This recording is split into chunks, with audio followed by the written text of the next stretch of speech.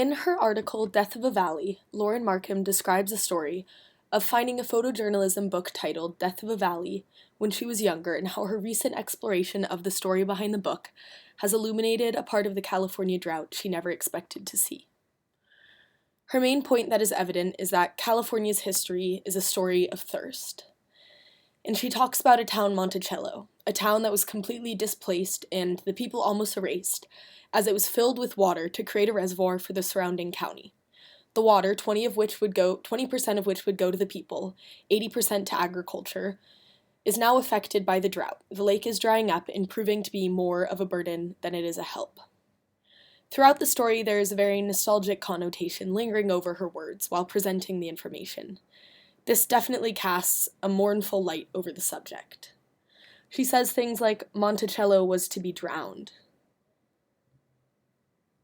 And as she continues, she says, on a later journey visiting the lake for herself, she says, I looked out at the lake, and as much as it had been the enemy of the Monticellans, it was beautiful, shimmering and surrounded by gentle sloping hills. She uses words like enemy, and then later she says, there's a poetic justice to the displacement of the Monticellans in that California. Just as much as it is a story of water, it is also a story of buried histories. And last, I think my favorite line is, so perhaps another form of poetic justice, or cruel irony, depending on who you are and how you care to look at things, is the fact that Berisa itself is now drying up. She talks about this lake as if it's humorous, that now these people are going thirsty due to the drought. And so, as I was reading this, I was thinking about how she paints an overall picture of a land forgotten in time.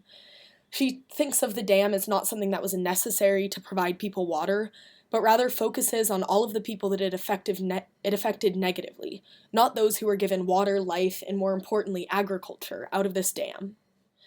And so, personally, I grew up in California, and I've been dealing with this drought for the past 4 years as it's been most severe. And so as I was reading this, I was expecting to kind of I would expect myself normally to be angry and to be mad at the government for taking down this village and affecting these people so horrendously. But instead, this article made me feel more empathetic to the actions that were taken to save other parts of the state. I don't think that this was inherently a negative bias, but instead it caused me to not take the side of the author right off the bat, but instead it made me think of the side that she failed to present. So as I did more research, I looked at all of the different contexts that I could, and I found this article from the Napa Valley Register, and throughout this article there are pictures of the town and what it once looked like long ago. And it talked about the high cost for all of the counties that are surrounding it and the lack of water that they get from it to this day. And it talks about how, in the end, this thing that was meant to be a really interesting, amazing thing is now leaving them still paying this off.